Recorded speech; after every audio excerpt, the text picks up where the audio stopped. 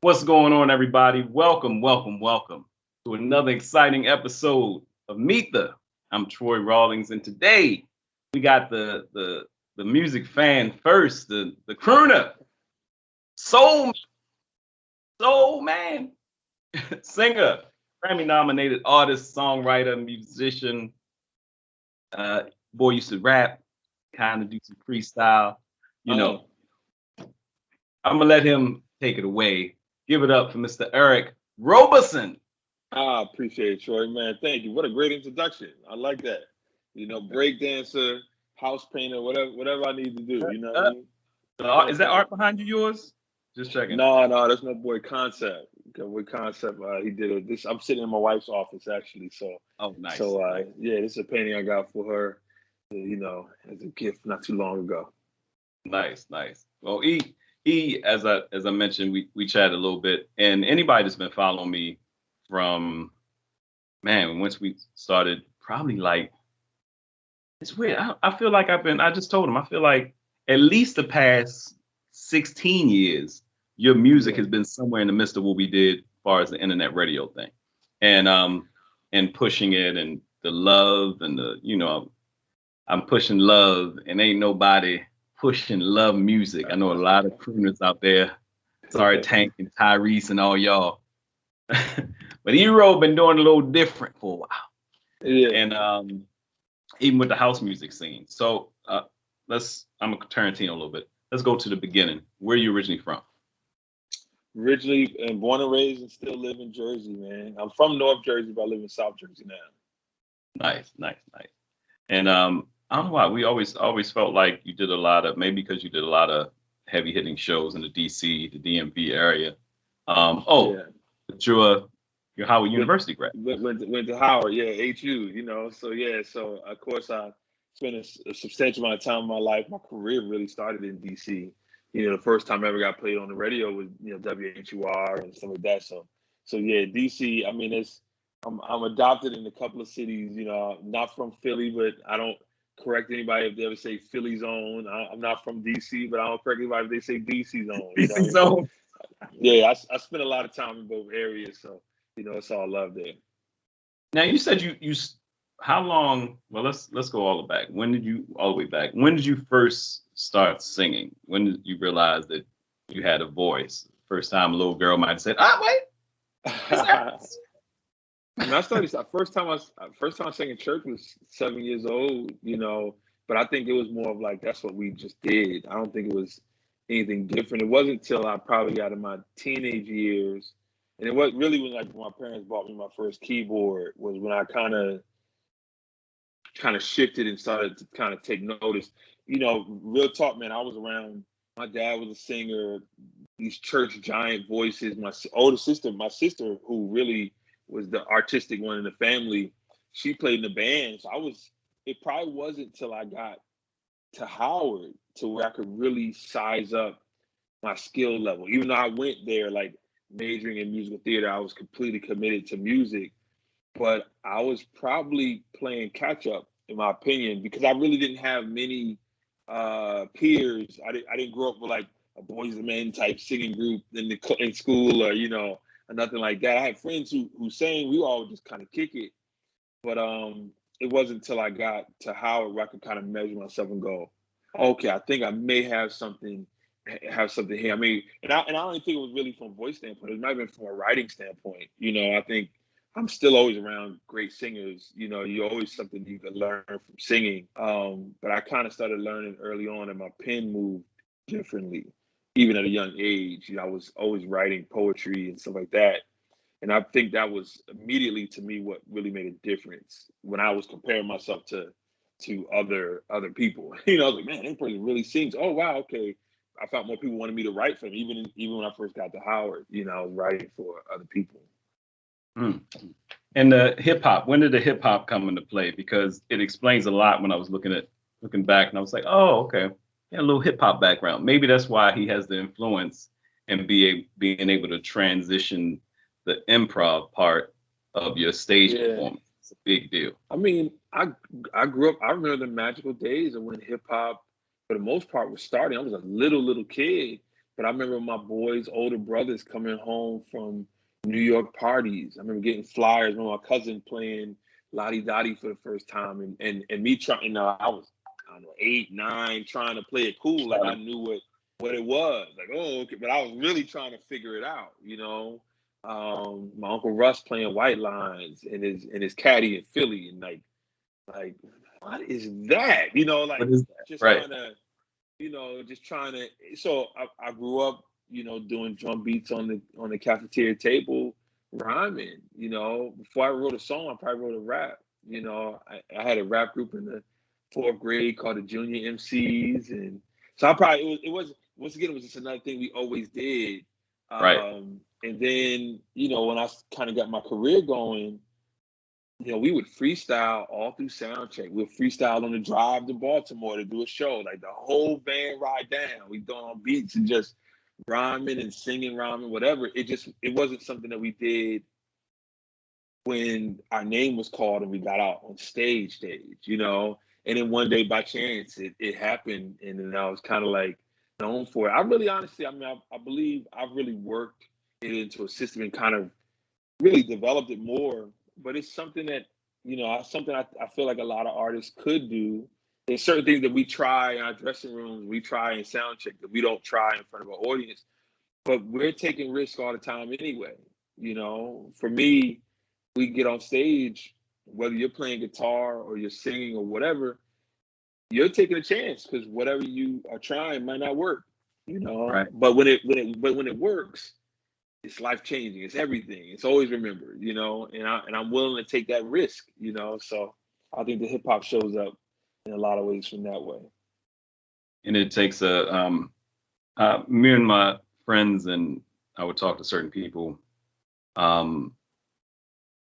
70 Music Brack, when I was in high school, I was making slow jam tape. When all the other DJs were making mixtapes, house music tapes, stuff like that, I was making slow jam tape. But it's funny because I used to talk about how the end of a record, and I don't know why it transitioned in digital. It didn't transition in digital, but remember the end of the record, you hear them, man, they start putting away instruments, like, yeah. I was like, they still recording. They recording everything just in case anything. He was like, did you stop that tape? Oh, let me stop the tape before we leave. You hearing everything. I remember the days of like turning it up at the end, so I could hear the last little, like trying to get the last little nugget. Like, I remember those days, man. Who's the guy? That's how you find out the band extra guy's name. Donnie, turn that radio on, man. Yeah. But Donnie, you went flat on the bridge. Right. Donnie, come on, keep it up, Donnie. So no, those are the days, man. I think it's so interesting. I think we had a higher appreciation for music because it was so rare to really get certain things from certain people understanding. And now there's so much information supplied. There's so much music coming out that I don't know if we handle it with the level of rarity that we handled when in the 70s, like we had in the 70s. But that doesn't mean that it's not as good. It doesn't mean that it's not as beautiful or as rare. Still, like there's still, you hear that right song that, the song travels up your back. Like, oh my God, what a bridge! What is that? Right. What am I hearing? I still live for that. That's what I try to create every time I go in the studio. And you still, I find artists all the time. I'm like, oh my God, I wish I wrote that. They got that off. So I'm still that kid. I'm still like the same way when we was, getting that Stevie record or a Guy record or whoever and turn up the end just so I can hear a little bit more. I'm still that way with music, man. I love it. You mentioned something key, and I'm going to ask you a question. You mentioned something about, I guess I'll phrase it as the rarity of the quality of music. I interviewed Jeffrey Osborne one time, and he said, you got to realize, Troy, I was doing a piece on Skip Scarborough, and he said, you got to realize when we were rehearsing and doing everything, we were just rehearsing to be the band to get the next hot gig. Recording a project wasn't even in our mind. So we performed and rehearsed hard that our stage performance would be golden. That's why when you see the older groups perform, they can hit the stage and just. I put you in that light because when you hit the stage, it was just amazing. So you're right. By the time they recorded projects, all of a sudden you have this piece where these guys are they're literally in a space where they're so excited about getting the opportunity. And we see the footage, we see the films and stuff. It's always one person in the back like, look, we only got one take now. Y'all wasting reel. Nothing was digital. Yeah. You couldn't keep doing, it wasn't punch. And he was like, Troy, we just wanted to get the next gig. He's like, these kids are recording CDs in their bedroom. This was back about 15 years ago in an interview. Yeah. And I think about it now in 2022. You're absolutely right. It's not saying that good music is still coming out, but the methodology you use and the fact that you talk about the college piece. You mentioned something. I got to go back to this. You mentioned that you got out the car, you got your stuff. Everybody's going around orientation, and you start taking out music equipment. How many female vocalists, hip hop artists, stuff, and say, "Hey man, hey, what's your name?" Because they see you with the stuff. Go-go band. Yeah. Hey. Well, it's interesting. So I went to Drew Hall first, which was the the male freshman dorm. So, and it's crazy because a lot of those guys I met that first week, I still work with to this day. Which is crazy. I just literally, one of my boys named Byron does a lot of music in China, and he was one of the first guys. Like we just. And I just got an update. Like one of my boys, Wendell, was like, "Oh my God, I just talked to Byron. He's still in China." I was like, "Oh, that's crazy in China." And he's like, "Yo, his music scene is crazy out there." And he's like, "I'm not coming back." But guess what? He was one of the first guys. Like, "Yo, what you doing with that keyboard?" And it was great. And I think it circulated really quickly around my freshman year. Went like Shy Smith, who was of course in the female dorm, but it was quickly circulating. And she's of course an incredible artist and has been a voice for like all the stuff, every background vocal you hear, like American Idol and all those big shows. Like she's one of the main vocalists. Like she's had an incredible career as well. And it's just like that quick circulation of just meeting other artists that freshman year. I think it made a difference. I was appreciative that my parents let me bring my equipment. I think as long as I kept my grades up, I could bring the equipment with me. And it was tough at first because the pool, my freshman dorm, no exaggeration, was never empty. It killed dating in any form or fashion because even when I wasn't in the room, somebody was always in that room working on music. Even when I was asleep, you could hear like somebody have headphones or you could hear the pattering on the keyboard. I would wake up to the tapping. I would look up and be two people sitting in there working on music. I mean, it was just non-stop. Because think of it now, sure, every kid got a keyboard or got a laptop with some kind of beat program in it if they're interested. But back then, how often did somebody have, a 4-track or a microphone or a keyboard that could program, And it was so it was good. I think it gave us a big head start.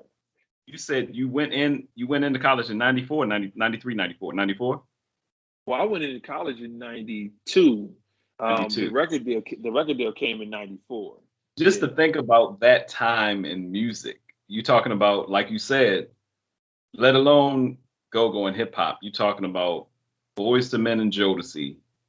Yeah. Like you said, Shy, and they were there with you. You said they were at Hop. I watched it. I watched one day the song plays on the radio from them just handing it to a DJ to like 2 weeks later they were on Arsenio. And then I think 3 weeks later they had to make an album in like a week and a half because the song was building up so fast. So you watched it like 1 second they were in a small dorm. And I remember I went to LA and watched them perform for a crowd and I couldn't even see the end of the crowd. It was a huge festival with just 1,000 people and it's like, golly, this kid. I mean, I think that's what the thing was. It was like, I'm so appreciative of them because it really showed us that this could happen.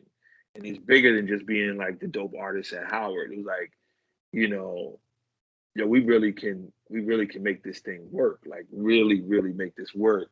And I think all of us kind of set our sights higher after that.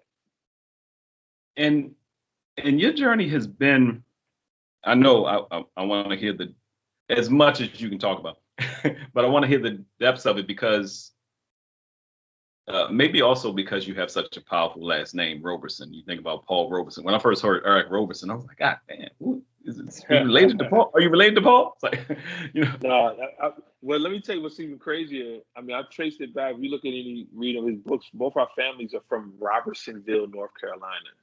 But outside of that, I mean, I've read every book you could possibly imagine on Paul Roberson. I'm a big huge fan, but there's no. I was trying to find us to be distant cousins. There's no relation. One line. From what I found. But yeah, I find so many similarities. We both played football. Both was deep in the theater. You know, what I mean, and things of that nature. Both went from North Carolina to Jersey, which is just weird. That has nothing to do with being related or anything. But there's no relationship to it outside of that. Yeah, it's pretty amazing, and I know some people who are catching this interview, who are watching it, who are catching it on IG, like wherever you catch it, YouTube, may have never heard of Eric Roberson. So you transition. It's kind of hard to get out that college scene because you figure from 92 to 90. When did you graduate? 97. So from 92, were you still on campus or were you? Yeah, during the moon thing, I left for a year and a half, and then I came back and finished school. Okay. So yeah. And how was that? Were you? It was, it's funny. I wrote about it. I think we talked about, I have this book coming out, and I wrote something really briefly about like setbacks, or should I say temporary prayers, right? I wrote this thing about, thank God he didn't answer my temporary prayers, right? And I wrote about how much I really prayed for that success that I wanted, that record deal that I wanted. And it's one thing about walking through the hallways while you got a song on the radio, while you got a video on BT, and things are moving, and I'm leaving town and go to LA, and I went on a tour with Elder Barge, and it's like, oh my God, it was so much excitement. And during that time, when it really started popping, I was still in class. I remember telling my parents, like, yo, it's getting crazy. I need to kind of focus on this. And I left, and as soon as I left, things just started drying up. The president of Warner Brothers left, and it was like, boom, boom, boom. I went to another label, that dropped. And then about a year later, I was kind of like, what is going on? And I went back to Howard. Went back, like, let me go back to school. While I'm trying to figure this out, let me at least go back to school, maybe finish up. I was there on scholarship, mind you, which was a blessing. And I remember going back and like cats like looking like, why you back? Or just, or the whispers, like the same whisper, like, oh, that's to do with the record deal. And I was like, hey, that the dude that had the record deal was like, it was the same type of whisper, it was different. And it was humbling, man. It was really, really humbling because everything that I had grown had dried up. The money dried up. Everything, the radio wasn't playing anymore, everything. So for me, though, I find the blessing of it was it really centered me, and I became a better writer, a much better writer afterwards. I became a much better singer. I became a better student. My grades were different. And I became a better person. I became a much better person. And I think really, in all honesty, if that record came out in 94 and it had success, we wouldn't be talking now. I wouldn't still be doing music now. I think of most people that I think of that put out records in that era, or even shall I say the stuff I was trying to chase and the success I was trying to chase at the time, most of them aren't really around like that, or at least creatively putting out records and stuff like that. And to me, that's what's fulfilling for me. I had 16 albums, been able to write really what's in my heart and my head, and just constantly evolve and have my fan base grow with me. So I look at it, man, and it's a blessing that it didn't happen then, because I wasn't really as ready as I would have liked to. Even though I prayed for it at the time, I was praying for something temporary, Right. And so it was tough. God has a jack, like you said, he has a funny way of showing you lessons. But the jacked up part about it is that when you sit down like, all right, God, I'm sitting here. I'm listening. You ain't got to hit me over the head. What it is. And you get a call like, hey, we got a class open for you. Like, I'm still listening, God. What is the thing? Like, right.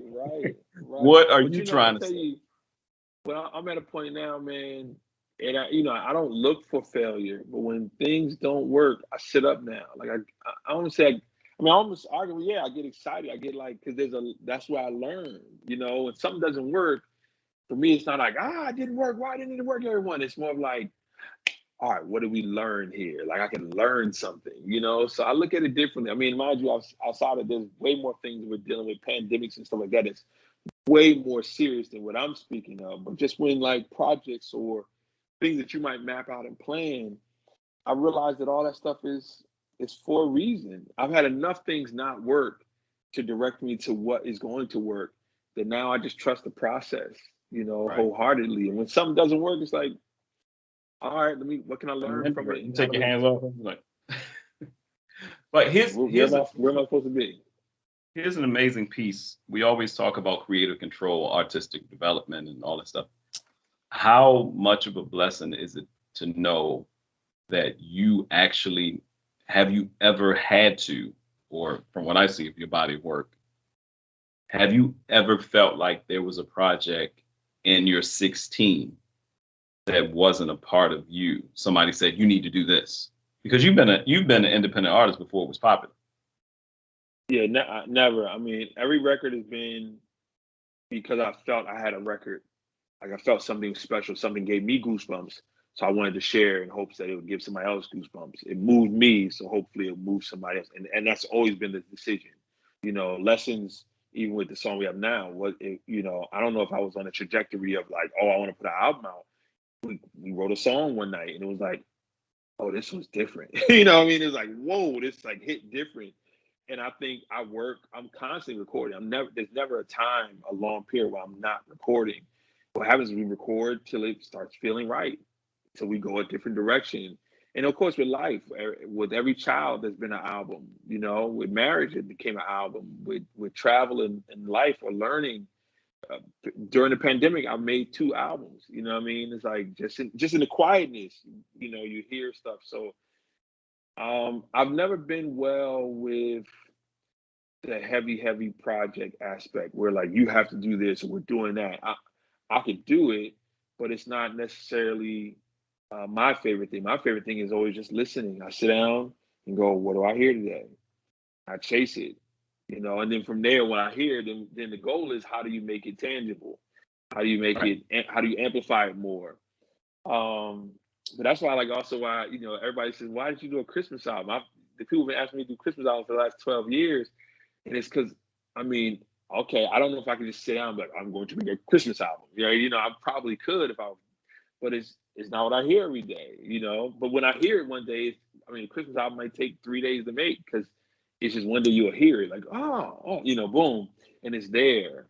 I'm at a point now, I'll be honest with you, I really believe this. I don't create anything, I find it. I'm really of that belief now, And so for me, it's not really about forcing it. For me, it's about being ready. I know how to write a song. So now I'm just waiting for the right thing to make me go, oh my God, yeah, write that. Something I experienced, something I witnessed, some conversation, a book I'm reading, whatever, something will spark something, and I'll go, press record, and capture it. And it's more about finding it, So there's no stress in it. It's, and that's the blessing. Being independent, I don't have to appease an entire building, a marketing staff, a president of a label, A&R. It's more about, this is where I'm at, and hopefully whoever wants to join me and listen to it can do it. My first album is called Esoteric, only meant to be understood by a chosen few. It hasn't shifted. I might be working more to find who those chosen are, but it's not about like, if you don't feel my music, I'm not losing sleep. What I hope the goal is that you will find something that you feel then, and see that, we go on a different path. We move differently here, and we're trying something different. And get down if you get down. If not, go find it. Go find it, because it's out there. There's one couple things. as you were talking, I want to mention. But this is a question I had even before the interview started. And I try to stay Larry Kingish. Man, love it. Rest in peace, Larry King. Yeah, Because Larry King sits down and people are like, Larry, why didn't you ask this? Ask what? I didn't read their book. I just wanted to talk to him. He was very much having a conversation with the person. So yeah. what was if you can remember, because I know there are certain songs that I remember. I don't know that. Well, as soon as I said I don't know, let me say it again. The one song that sticks in my head, since you're into love music, and I'm a sucker for love music. I tell people, love music is the thing. You're going through a breakup, and all of a sudden you hear in your head, dun, dun, dun, dun, dun. I hear "Cry Together" by the OJs, and if I'm writing a text, it's like, ain't nothing wrong with you, ain't nothing wrong with me. Like, I heard that before. What was the first love song? For me, I remember "Let Me Be Your Angel" by Stacey Lattisaw. Was the love song was so. I just remember having the 8. It was trying to go into the futuristic, but it was an 8-track in there, and it had the big radio light on there, and the record's playing, and she's hitting those. But I remember I remember the party. My brother's 10 years older. He was having one of them parties, and "Let Me Be Your Angel" was on the radio. All I could see is the light on the radio, and some little girl pulling on me. I'm like. Girls are so advanced. Y'all so fast. She's like, come on over here and get I can't see nothing down here. What was the first love song you heard that made you say it just either you had to keep playing it or it just stunned you? That was one of the songs that I can remember where I can literally see it. At 46 years old, I can see that. I could see the whole atmosphere. I could close my eyes and see the whole thing. But that's how powerful love music is. It was the first love song. It's so funny because I know that with hip hop. I know that with hip hop songs. I got to think about where I was. I mean, "Adore" keeps coming to me. "Adore" by Prince. Still to me is the ultimate love ballad. It's just to me like goodness gracious, and that's probably. But there's there's a couple, and for me, it's always been weird too. Like "As We Lay" with Shirley Murdoch, which I didn't really understand it at the time. I was really young. Hold up. It was something about. I tell people this joke. There was a sister, and I don't know where she is, Yumika Gardner, a phenomenal singer. People don't realize our high school talent shows. We had kids. We can talk about the kids now, but we had kids singing "Saving All My Love for You" by Whitney Houston, which was a song about an affair. Yes. Yeah. Mika Gardner sat on a stool at the high school and sung "As We Lay." Little boys, we sitting up there at the front of the stage like, you better sing that song, girl. What were we doing? We ain't know no better. I mean, think about this. We had this conversation all the time about feelings, right? Like how many times "Reasons" was sung at weddings.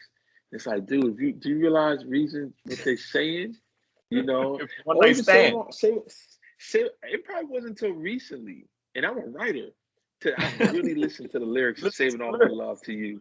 "Saving All My Love to You" is reckless. It's a reckless song, but it's like it sounds so beautiful to feel. Oh, share. Hold up. So and like I said, I Tarantino. The reason I'm saying this is because you mentioned something. As the harder points of life happened, you became a better songwriter. And it's funny that the songs that we think about, if even people just think about slow jams, it was like I was thinking about "Piece of My Love" by Guy the other day. Baby, you can't have all of me because for me. I'm not totally free. I can't tell you everything that's going on.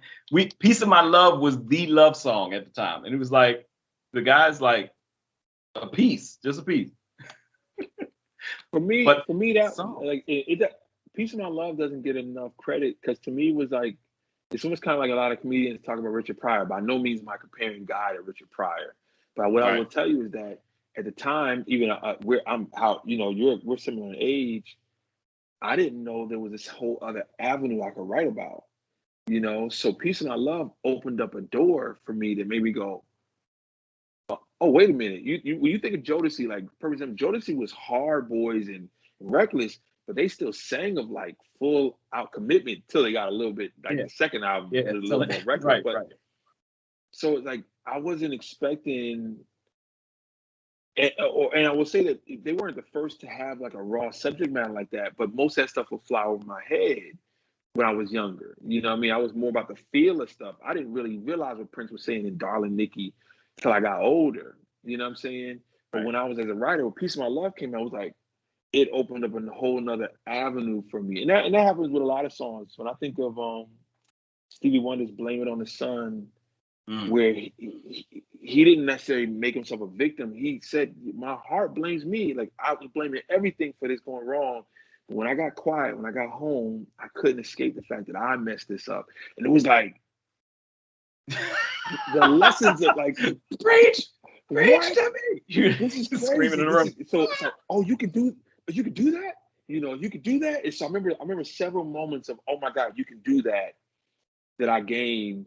And it just, my pen got better and I just wrote more. And, you know, and I think even like, you know, when I look back at my career, and I'm known for writing, you know, some great love songs, but I would probably say I don't have been like I wrote some really sad stuff and some really introspective stuff. I mean, you know, you go through the whole gamut, and I think I love that because I love studying and dissecting songs, and I've learned from so many different things. So, you know, for me, I write where my heart is at the time or what I see.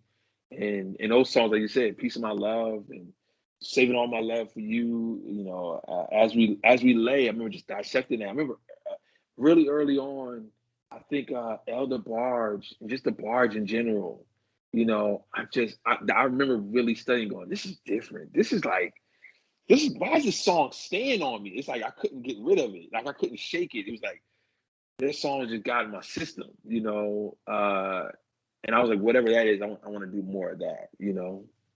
Brian McKnight talked about how Elder Barge is his favorite, you know, the McKnight brothers and Take Six and all of them. They talk about different artists. He talks a lot about Steely Dan and some of those bands, but he says how Elder Barge is one of his favorite writers. And El was talking about when he wrote Time Will Reveal, 16. He was 16. Man. You know, to think about, you know, but you think about some of the songs you might have wrote then, but the song with you and Layla Hathaway, and I'm saying this because of the visuals. The visuals made me, when I watched the video for the first time, it gave me the same feeling I got when I saw the scene in Boomerang when Halle Berry cussed Eddie out and said, "You don't care about nobody but your damn self." You know, stay up out of my life. You know, slapped him. I was like, "Oh, how you gonna mess up with Halle?" I got him in the movie theater. He was like sitting there. I was like, "No, man." So I'm sitting there watching it, and it felt like around the way. It felt like somewhere in D.C. or Baltimore. It felt like you had the normal thing. People get up there doing a little karaoke. Who came up with the concept for that? Or was that what you saw when you wrote the song? No, so I've probably written 90% of my treatments for my videos, and a lot of times I'll see something while writing it, because a lot of times to write something you got to pull yourself to a place. You might need to pull yourself to a dark place or whatever, or a bright place. But I think when we had the song, we were trying to make the video. We were like, what would be the twist? I remember like yesterday. Talking with the staff and saying, and at the end, the guy punches me in the face, and they were like, "What are you can't get punched in the face in your own video." I said, "No, trust me, like because it was real. Like if I try to kiss, it's got to be real. Like you sitting there and the guy's like, he just reacts. I know you're about to kiss my girl in front of me, in front of this part, you know." So, and it was probably one of the best decisions, like really sticking to my guns. Cause I remember that our team was like, yo, my barbershop got on me so bad. When the video finally came out, my barber was like, man, we're from Jersey. You can't get punched in the face on your own video. I was like, yeah, that's when you know you hit the right chord. He was like, come on, man. You at least got to square up with dude. You ain't see him coming? It's like, dude, So, you know, trying to find that twist, and that I think the whole thing over that was like here's a song, we really believed in the song, and how could we make a video that brings some kind of conversation, some kind of level of conversation, and that was one I think we did really well. It was shot by these amazing directors, Chris and Black, so I gave them the treatment, and then we went to Chicago, and the whole thing really came together. But yeah, it was funny. It was just try something different. It, like I don't think most artists will put themselves in that light, but I was like, hey man, it's fine. Let's do it.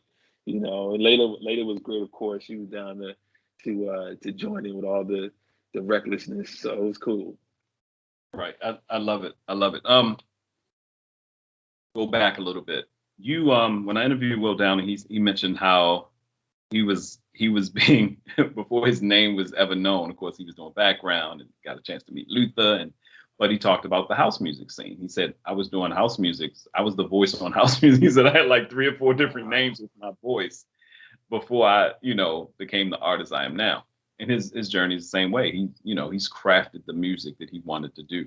I see a lot of that. You got similarities, but with Ebro, Don't Change in the house music scene, and I think he had a couple other joints, but that was just such a powerful, when I was getting DJs, when we had a club in Baltimore, Club 347, and house music night I made it Friday night. I was like, we need a Friday night dance party again, like back in the 90s we used to have in Baltimore, and like fantasies and all that. And Don't Change would come on and the place would go nuts, let alone your live version. But did you do a lot of that? Did you find yourself doing certain other genres? Do you just love different genres of music, and are you still open to a lot more other things like that? Yeah, I'm from Jersey. You know what I'm saying? New York, the club scene. Right? Before we were going to hip hop clubs, we were going to house clubs. Every party I went to growing up, it was house music. Right. When you turn on the radio, before hip hop started playing on the radio, at 11 o'clock, they would switch to house music, So of course, like my dad's bringing all this gospel, rock and roll, and all this different other stuff. Of course, we got my homies, older brothers bringing in hip hop, and then any level of partying, and understand we knew musically was house music, and then we go to church on Sunday, and obviously choir rehearsal on Thursday and Friday, all these different days. So I had a lot of musical styles around me. So when it came time to create, be honest with you, we created all the stuff. I was rhyming over house beats and singing over gospel beats and trying to incorporate hip hop undertones in our R&B like early on in high school. I don't think I really even took a minute to go, this was this. What I would tell you is that Tribe Called Quest was a big moment for me because Tribe showed me that you could just combine all of it. Right. And I guess, to me, I think I would just say Native Tongues as a whole, because I think I don't give De La Soul enough credit in that aspect, or even Jungle Brothers. Like Jungle Brothers, I'll House You, that was all in that same area. Yeah. So it was kind of like unapologetically, if you feel a house beat, do you over a house beat. If you feel over gospel, just do whatever.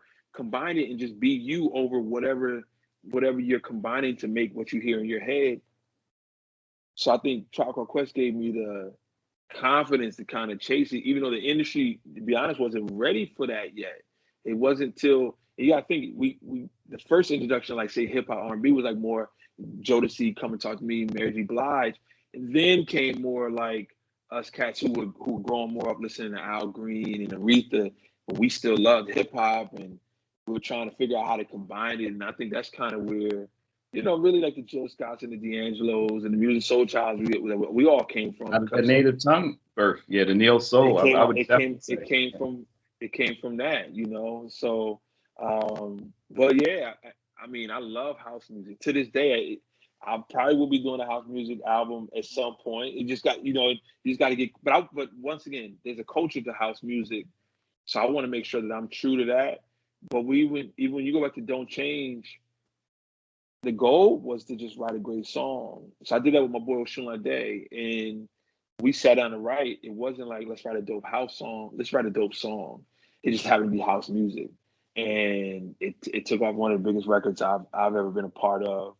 And yeah, still gets the party right. You know what I mean? Still gets the party right. I think that's what happened with, like, some people, if you like disco or you didn't like disco. I love disco. I love dance music. But if you think about the songs, Don't Leave Me This Way and the song Gloria Gaynor, and they were phenomenal songs. Great You know songs. what I'm saying? So, Great songs. so you're absolutely right. I think that's a key. You ever think you're going to start doing maybe some songwriters workshops or or have you done any songwriters workshops or anything like that? Yeah, I mean, so it's interesting. I do songwriting workshops a lot, but I've been a professor at Berklee College of Music for the last 3 years now, going on 3 years now. So I'm in the songwriting department and been teaching songwriting and business of songwriting and stuff like that. That's been a real big blessing. But doing workshops, I even do improv workshops. I mean, I really feel like I'm sure I'm still putting out a lot of music, but I'm in my give back part of my career. You know what I mean? So when I do have time, I'm constantly trying to share.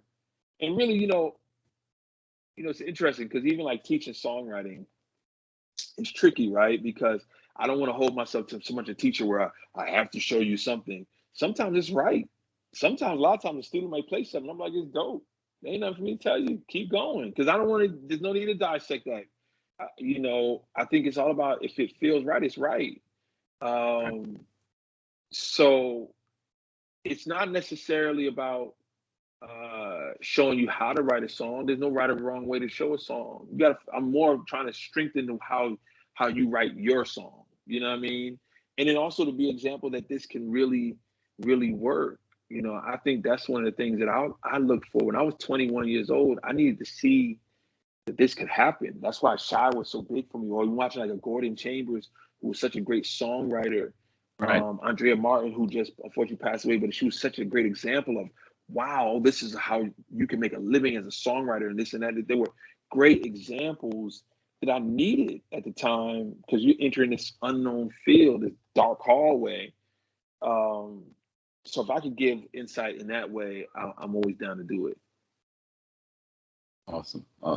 I want to, and E is taking time out in the twilight hours. He's actually back on, even though he's in West Coast. He's traveling. He's all over the place. I'm in the West Coast. He's on the East. I don't want to hold you too long, but I guess in the next portion, I can't even say next portion because you have a lot of things that are coming out in these coming next 9 months. Probably you're birthing something new with the new project. How did Lessons come about? Let's talk a little bit about that. Lessons came, I have people sending me music all the time. There's these amazing producers named Anakin and Vader from DC, and they sent me a track like one night, really late at night, and they sent me a track. I was like, oh my God, this is incredible. But they were like, I love you, love it. My fault. We sent it out to a whole bunch of people. Let me see what everybody's saying, who we sent to first. And if they don't want it, because immediately I was like, I want it. And I didn't even write to it yet. I was like, this is crazy. I want it. And then it probably wasn't until like 3 days later where they were like, you good. We didn't get no bites on it. I think I was like the third person or the second person they sent it to, so they wanted to at least make sure the first person they sent it to kind of passed or whatever. And it just so happened the night they called me, it was probably like, 11 o'clock, midnight or whatever it was leading into the night of my anniversary. So when I went down in the studio during the pandemic, it was a little over a year ago, and turned the equipment on, it's probably 3 o'clock in the morning of my anniversary. And I don't know if it was necessarily like, oh, I'm gonna write a song about my anniversary. I think it's just the quietness of the pandemic and just kind of setting up the equipment. The kids are asleep now. And I think just more of the line God had a funny way of showing you lessons kind of popped in my head as I was just setting everything up. It was the first thing I said. And it just showed, once again, you find it. But it was something about, I think, the morning of my anniversary, it's 3 o'clock in the morning, it's quiet. And I remember I just kind of, I don't know if I knew I had something really special. At that time, I was doing this for the whole pandemic, I would like film myself recording. I would just post it and go to bed. And some days you wake up and it'd be like 5 comments. So that was cool. And sometimes you wake up and it'd be 1,000 comments. And Lessons was one of those things where when I woke up the next morning, I had like, I don't know how many comments and how many people were like, yo, what is this? This is crazy. So I knew something when it was like, okay, this was a little different. And the difference was instead of just like, here, everybody take it, I was like, let's take it back. Let's put some marketing behind it. Let's think about it. And then, a year later, we released it, we're like prepared. Like, here's the video, here's the marketing plan, here's the whole nine. And I think people see the difference in that. One, it's a special song, you know, it's a really special song. But I think it was just also, I'm a writer, and a lot of times I'm more thinking. If I think about, you know, how blessed I am to have the wife I have the kids I have, and, you know, in my career, the heartaches, the setbacks, they all got me to where I am today.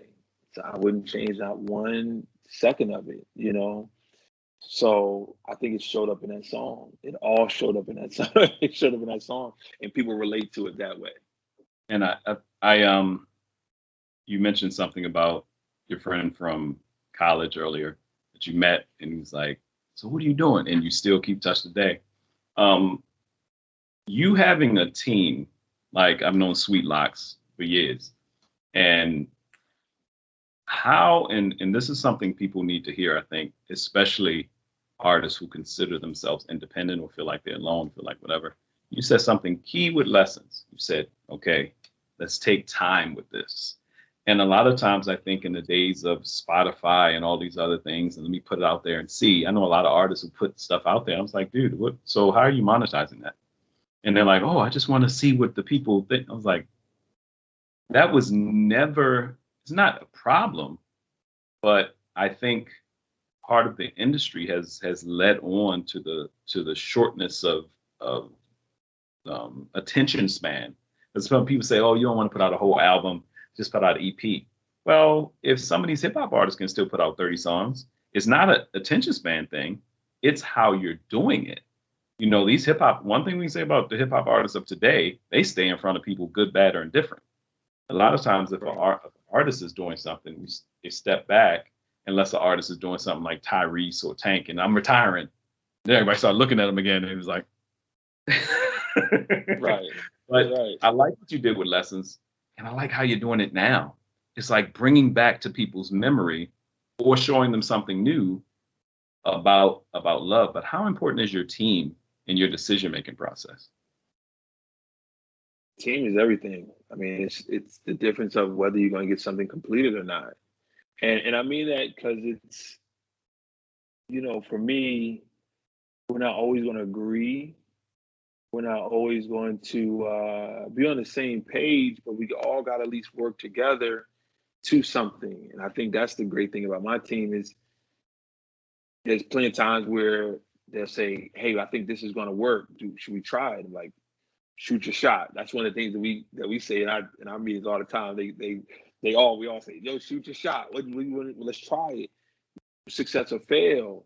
And I love the fact that if I have an idea and I say, hey, you know, I want to try and do this, that everyone buys in. You know, whether they understand it or not. Like, okay, we'll wait and see, and if it works, and sometimes it's not going to work. Like, all right, we tried it. All right, cool. What's the next one? And if anyone feels really adamant about doing something else, like, yo, shoot your shot. What you want to try. But, you know, for me, the most important word in the business is completion. And to really understand that word fully, you need a team. You can't do all of it all on your own. And, you know, especially with me, you know, I got a wife and the kids and stuff like that. You know, you can't spend all the time in just that. So for me, Sweet Locks, they say Sweet Locks Jarrell, who I've worked with for over now 20 something years now. Everyone there, it's very, very important. When you see the stuff that we're rolling out, it's a team effort. You know, it's a team effort. And I got a great team. It's a lot of us here, and it's more of a family than it's a team. But we're really blessed to have it work out. Yes, indeed. Eric Roberson, we will burn it because I could be talking to you for hours. Like, and another thing, what do you think about the dynamics? I ask you one more question, and then we can close out and let people know how to get in touch with you. How important is love music in society right now? It's deeply needed. I mean, it's very important because music as a whole, you know, we keep going back to hip hop. Hip hop has always been a Polaroid shot of where community is, right? But love has been the anthem to a lot of our struggle. Or shall I say, it's the ginger to our palate. It cleanses the palate, right? And it's, if I'm really speaking on my personal belief, I think there's a ministry in all music, right? Even the most ratchet song still was created, which shows proof of creation, right? God allowed you to be able to create that. If I'm going really, don't stop, get it, right? But at the same time, wow. Okay. right. But I mean, do we pray over our chicken fingers at strip clubs? Anyway, that's another story. Right. But yet at the same time, if you write a love song that empowers a couple or strengthens someone's perception, that's ministering to them. You know what I mean? I remember a story, man, something long time ago. I was in Nashville, Tennessee, or Memphis. It was in Tennessee. And I finished a show and I was signing CDs. And it was a line of people. This big dude, man, he had to be like 6'5", 290, huge dude, like just came and just walked in front of everybody, walked straight up to the table, straight up to me, like just walked past everybody. He was on a mission, completely focused. And he was like, yo, man, I never heard of you before. This is it. And I'm about to say, yo, man, there's a line. Like, we were all just looking up at him like, all right, I don't know what he was about to say. And this man said, I was divorcing my wife, and his song really spoke to me. It made me realize that she's not just doing everything wrong. There's certain things I need to strengthen. There's certain things I need to improve on. He's like, listen, man, I'm leaving here right now, and I'm going back to her and asking her to take me back, asking her to forgive me. And he just walked away. And that's the whole point of what we're doing. You know what I'm saying? That's God's work at the end of the day. Like, it's like, so. What song was it? I'm like, dude, what? I mean, it's so long ago. It was so long. I feel like it was Obstacles, which is, it's funny because the song Obstacles, once again, is one of those songs where, like, it's just about a girl and running to the obstacles. Oh, she dated a friend of mine, and with the obstacles, like, should we date or not? But I think the feel of the song, people have used for different things. At the same time, I mean, a brother came to me and he had just finished doing chemo. And he said, man, I listened to that song over and over again while I was going through chemo. I was like, really? Like, but it's like, you take what you need to take. Right. And that's the thing about love songs. Like, because you can have faith-based songs which you strengthen your faith, but then there's other songs which help you strengthen your perception of what you're dealing with right now. Like how am I supposed to handle this situation with my girl? How I'm supposed to handle this situation with my brokenness or whatever? How I need to improve myself so that I can be seen or whatever. So love songs are important. Or like I said, once again, just get on the road, or man, kids are fine, even want to have an intimate moment and this and that and that. You set a tone. Tone. It's the seasoning. It's the seasoning of life, So we're gonna keep making it because it's important. Eric Roberson, thank you, brother, taking time out with me on a late night tip. And how can people get in touch with you? Find out more about what you're doing, even with the classes and everything. But also, how can they get in touch with you so they can follow your journey, this journey with lessons in the upcoming project? The main part will go to the website, Eric Roberson Music. You can find all directions from there. Of course, I'm really heavy on Instagram, which is Erro44, ERRO44. But also, another thing to keep people in mind is I have a thing called The Process, which is a group of people who follow me in the studio. So every song I do, every idea I do, every album I do, I make it in front of them. They get a copy of everything I do as I'm doing it. So they can see the process of what I'm doing. And we do a weekly podcast. It's been a fun thing. So you can just go to jointheprocess.com to become a member of that too. It's a real fun adventure in that as well. But yeah, I'm all over the place. Come join us. Eric Roberson, aka Ero. Thank you, brother, for taking time out. Thanks so much, man. Thank you. Appreciate it.